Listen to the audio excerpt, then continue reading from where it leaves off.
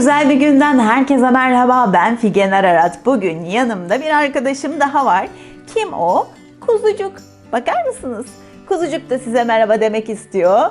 İşte minicik kuzularınıza harika kuzucuk bir arkadaş yapmaya ne dersiniz? O kadar kolay ki her zaman olduğu gibi dümdüz örgü parçalardan oluşuyor. Gerçekten dümdüz örgü parçalar. Çok kolay bir şekilde yapabileceksiniz. Hadi yapımına başlayalım mı? Hazır mısınız? Buyurun. Kuzu için 2 tane farklı yün kullanacağım. Ne kullanıyorum? Nako Paris böyle göbüşü kafası için, kolları, bacakları için de, kulakları için de Nako Lux Minnoş Baby kullanıyorum. Şimdi Nako Paris nasıl bir ip? %40 poliamid, %60 premium akrilik bir ip. Gerçekten dokunmanız lazım. Böyle gerçek bir kuzuyu seviyormuş gibi, öyle güzel ki dokusu size anlatamam. Muhteşem bir ip. Bu renk koduyla yapmak istiyorsanız renk kodu 300. Şiş numarası önerilen şiş numarası 3,5-4 ama ben içini dolduracağımız esneyeceği için, gerileceği için her zaman dediğim gibi yarım numara eksik bir şiş kullanıyorum. 3 numara kullanıyorum. Şimdi gövdesini yapıyoruz. 3 numara şişime 60 tane ilmek atıyorum gövdesi için. Böyle gövdesi kuzucuk gibi olacak. Böyle tüylü tüylü olur biliyorsunuz. Gövde kısmı. 60 tane ilmeği attım. Şimdi 12 santim olana kadar, uzunluğu 12 santim olana kadar haraşo örüyorum.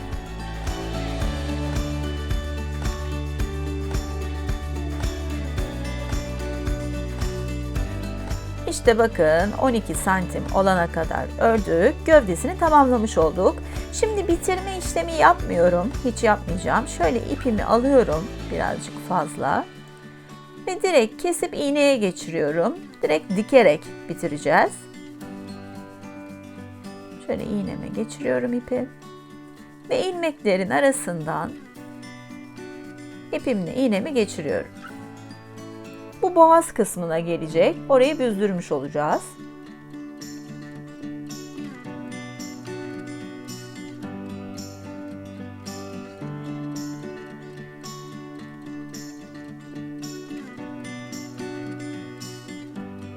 İşte son ilmeği de geçirdik ve iyice büzdürüyorum. Şöyle ikiye katlayacağız. Bakın iyice büzdürdüm. Bu kısım kuzumuzun boyun kısmını oluşturacak dediğim gibi. Şöyle karşılıklı birleştiriyorum. Ortada kalan deliği de şöyle karşılıklı dikerek kapatıyorum.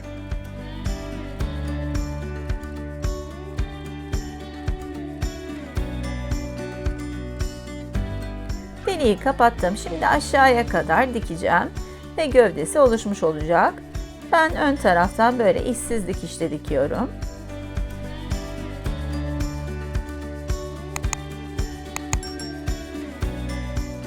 Gövde kısmı oluştu ama doldurup dikmiyorum. Öncelikle ayaklarını yapmam lazım. Ayaklarıyla beraber dikeceğiz. Ayakları ve kollar için, kulakları için başta da söylediğim gibi Nako Lux Minnoş Baby kullanıyorum. Gerçekten bebeklerin cildine özel. %35 poliamid, %65 premium akrilik, hem dayanıklı hem de yumuşacık bir ip. Gerçekten çok güzel. Renk kodu 208. Yine aynı şiş numarasıyla öreceğim. 3 numara şişle öreceğim. Ayakları için tam 26 tane ilmek atıyorum.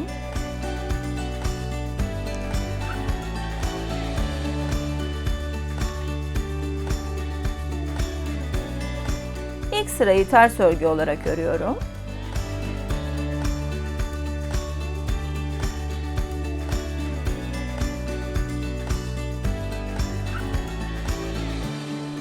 Şimdi 10 santim uzunluğa gelene kadar düz örgü olarak öreceğim.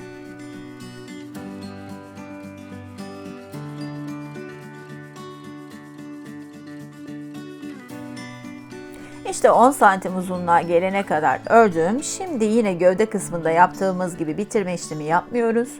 Dikecek kadar ipimi bırakıp kesiyorum. İğnemi de geçiriyorum.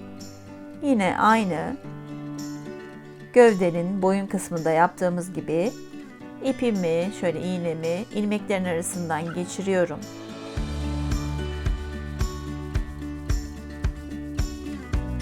Ve hepsini geçirdikten sonra bir güzel büzüyorum.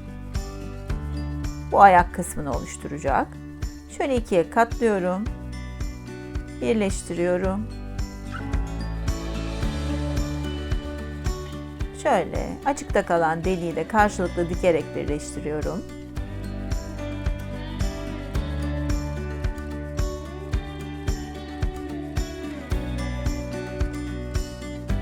İşte delik kısmı kapandı. Şimdi şu iki yanı birleştiriyorum, aşağıya kadar dikiyorum.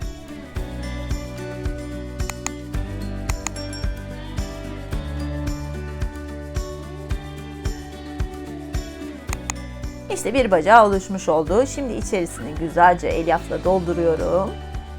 Şöyle. Çok çabuk oluyor. Dediğim gibi dümdüz örgü parçalar, gördüğünüz gibi. Şöyle itiyorum. Elimle de form veriyorum. Ağız kısmını da şöyle dümdüz bir şekilde karşılıklı olarak dikiyorum.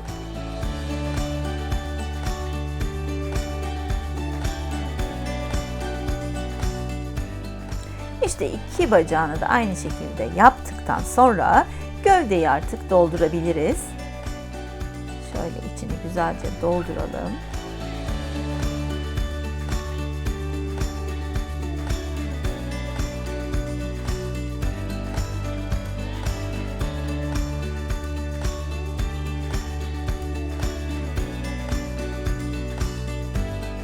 İşte şişko göbüşü de olduktan sonra şöyle ayaklarını, birini şöyle iyice sağ tarafa dayıyorum. Diğerini de sol tarafa iyice dayayacağım.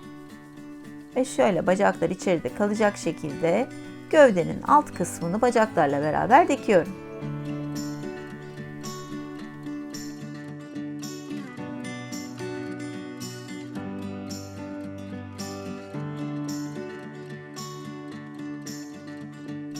Sağ bacağını diktim. Şimdi sol bacağını da şöyle iyice kenara kadar sabitliyorum. Şöyle tutuyorum.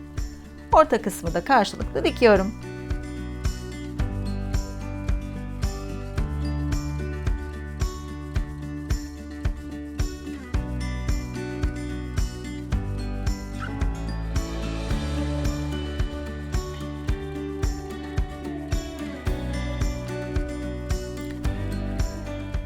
Gövdesi ve bacakları hazır. Sıra geldi kollarına. Kollarını da aynı bacaklarda olduğu gibi ördüm. 20 ilmek attım. 8 santim uzunluğa gelene kadar ördüm. Aynı bacaklarda yapmış olduğum gibi bir güzel dikip 2 tane kol hazırladım. İşte bakın kollar, onları da kenara alıyorum. Şimdi kafasına geçiyorum. Lüks Minnoş Baby ipi kullanarak 50 tane ilmek atıyorum. Kafasında 2 tane ipimizi de kullanmış olacağız. 50 tane ilmek atıyorum. 50 ilmek attım. Şimdi 6 santim uzunluğa gelene kadar düz örgü örüyorum.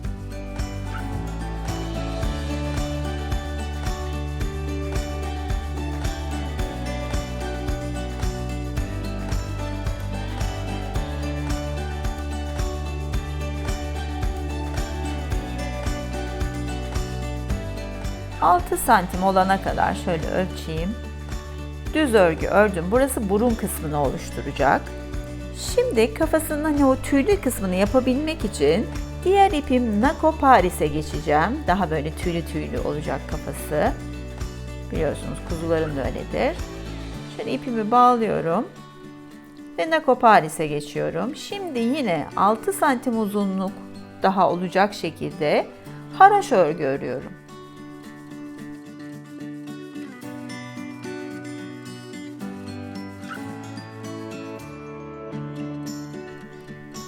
...6 santim uzunluğa gelene kadar da Nako Paris'te haroşa örgü olarak ördüm. Şimdi yine bitirmiyorum. Şöyle iğneme geçiriyorum ipliğimi ve ilmekleri şöyle iğneme tek tek geçiriyorum ve burayı da büzeceğim. Burası kafasının arkasını oluşturacak.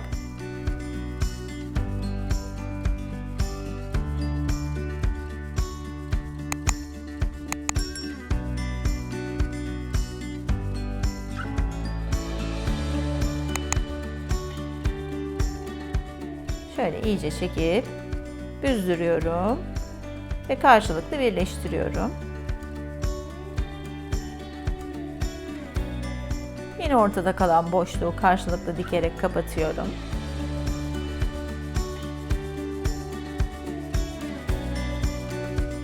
Şimdi şöyle delikte kapandıktan sonra şu aşağıya kadar dikiyorum.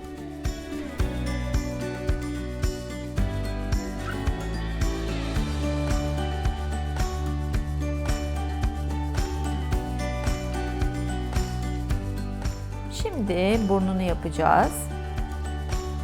Şöyle ipimi kesiyorum. Burnu içinde şu uca şöyle teller gibi iğnemi geçiriyorum. Teller gibi dikiyorum şurayı. Çünkü burnu içinde iki tarafı da büzdüreceğiz. Bir kafası için büzdürdük. Şimdi burnunu büzdürüyoruz. Çok kolay bir şekilde sadece dikdörtgen bir parçadan harika bir kuzu kafası oluyor. Bakın şöyle teller gibi geçiriyoruz.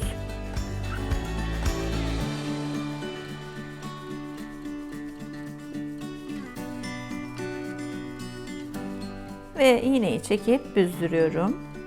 Yine aynı kafasının arkasında yaptığım gibi karşılıklı birleştirip boşluk kısmı da karşılıklı iğne dikerek kapatıyorum.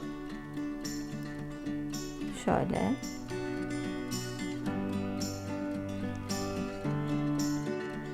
İşte burun kısmı da oluştu. Şimdi hepsini dikmeyeceğim. Şöyle birazcık dikeceğim. Ortada bir boşluk bırakacağım. Çünkü oradan hem dolduracağım hem de yüzünü işleyeceğim. Gözlerini oturtacağım.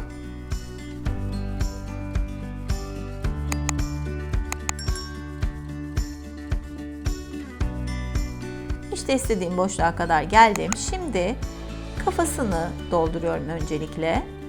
Şöyle elyafla.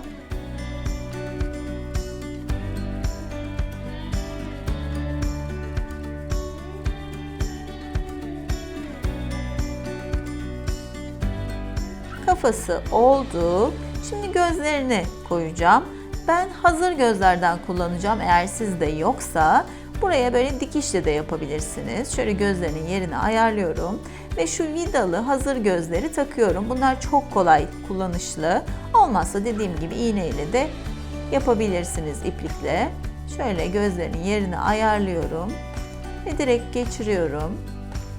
Arkadan da böyle hani vidalı küpeler var ya onun gibi böyle arkalığını da takacağım ve hiç çıkmayacak. Parıl parıl da parlıyorlar. Gerçekten çok güzeller. Şöyle içeriden de sabitliyorum, takıyorum. Şöyle zaten bir çıt sesini duyacaksınız. Şimdi tamamen doldurabiliriz. Şimdi burnunu ve ağzını dikişle yapacağım. Onun için de ne kullanıyorum? Nako denim ip kullanıyorum. Gerçekten harika bir ip. Birçok yerde kullanabilirsiniz. %60 pamuk, %40 premium akrilik. Renk kodunu da söylemem gerekirse 2001. 4-4,5 numara şişle örülüyor. Başka şeyler örmek isterseniz. Ben şimdi ağzını burnunu oluşturacağım. Şöyle diktiğim, büzdüğüm yerin tam ortasına geçiriyorum iğnemi. Şöyle geçirdiğim yerin tam üstüne bir tane V yapacağım. Onun için şöyle üstten geçiriyorum. Tam hizasından, şöyle tam hizasından da diğer yana çıkıyorum. Ve ipimi çekiyorum. Şimdi yine aynı yere batarak bir tane V oluşturuyorum. Ve biraz aşağıdan iğnemi çıkartıyorum. Böylece burnu olmuş oldu. Bakın hani böyledir ya onların burnu. Şöyle bir burun oluşturduk. Şimdi yine burnun bittiği, V'nin bittiği yere batıyorum. Ağzını yapacağım.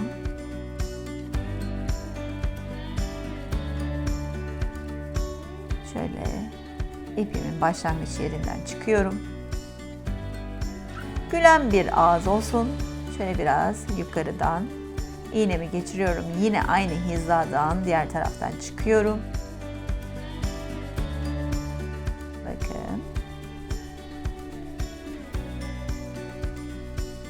Ve yine aynı çıktığım yere batıyorum ve aşağıdan çekiyorum. Eğer gözlerine benim gibi hazır göz kullanmayacaksanız burada göz hizasına geçip oraya da 2 tane göz dikebilirsiniz. Şöyle burnunu, ağzını oluşturduk. Dediğim gibi gözlere de şöyle aşağıdan geçebilirsiniz. Ben artık aşağıdan bu kahverengi ipimi sabitleyeceğim. Çünkü yüzünü de yapmış olduk.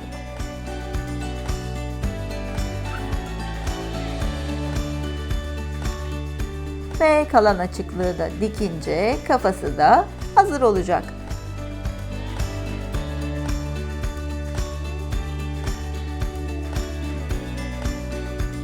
İşte kafası oldu. Kafasını, gövdesini monte edeceğim. İpini çıkartmıyorum ama öncesinde kulaklarını yapmak istiyorum. 2 tarafa kulaklarını yapacağız. Onun için yine düz ipimle, Lüks Minnoş Baby ile 10 tane ilmek attım. 7 santim uzunluğa gelene kadar düz örgü öreceğim. 2 tane kulak öreceğim.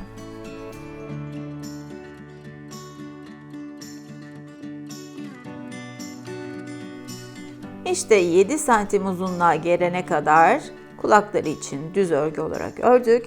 Şimdi artık bitiriyorum çünkü bunu büzmeyeceğim için bitiriyorum şöyle. 2 ilmeği beraber örüyorum. Diğer şişimi alıyorum ve böyle 2 örerek örgümü bitiriyorum.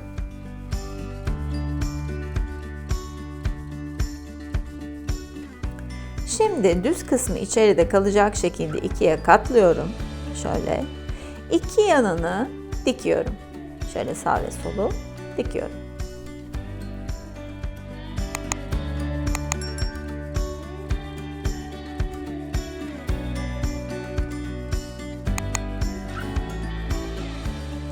İki yanını da diktim. Şimdi boş kısımdan şöyle ters çeviriyorum.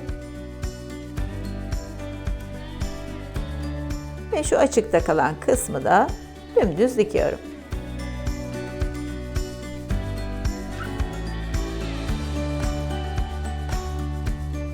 İşte kulağı hazır. Diğeri de burada. Şimdi ikisinin de başına monte edebiliriz. Şöyle gözüne göre hizalayıp 2 tarafına da kulaklarını dikiyorum.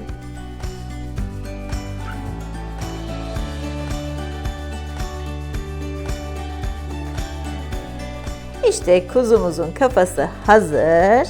Şimdi ne yapıyoruz? Gövdesiyle birleştiriyoruz.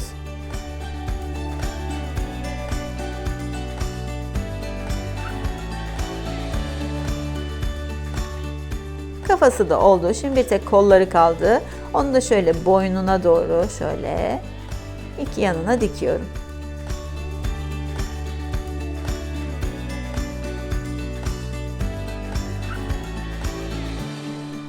İşte minnoş kuzumuz hazır. Şöyle göbüşünü de belirginleştirelim. Boynuna da şöyle güzel bir kurdeleyle bir fiyonk yapmak istiyorum.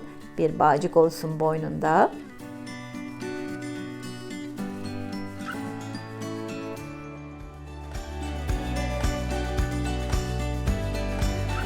Biraz da mahcup olsun diye şöyle hafif pembe allıkla yanaklarını belirginleştiriyorum. Yapmaya da bilirsiniz ama siz de böyle yapmak isterseniz allık gibi, kuru boya gibi cilde rahatsızlık vermeyen şeylerle renklendirebilirsiniz. İşte kuzumuz hazır bile. Bakar mısınız şuna? İşte gördüğünüz gibi bu güzel kuzucuğu yapmak bu kadar kolay. Umarım beğenmişsinizdir. Yorumlarınızı sabırsızlıkla bekliyorum. Yine güzel değişik örgü projelerinde görüşmek üzere. Şimdilik hoşça kalın.